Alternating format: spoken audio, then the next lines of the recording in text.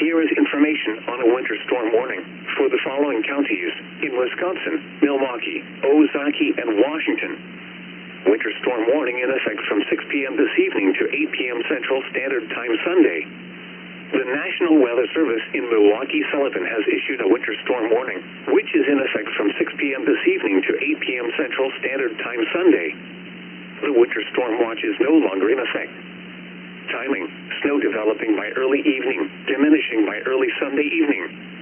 Precipitation rates: the heaviest snowfall rates will be late this evening into early Sunday afternoon. Snow accumulations: total snow accumulations of 7 to 10 inches are expected. Visibilities: look for significant reductions in visibility, down as low as 1/4 to 1/2 mile at times.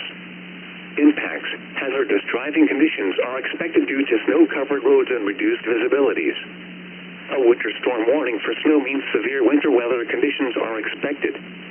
If you must travel, keep an extra flashlight, food, and water in your vehicle in case of an emergency. The latest road conditions for Wisconsin can be obtained by calling 511 or by visiting www.511wi.gov.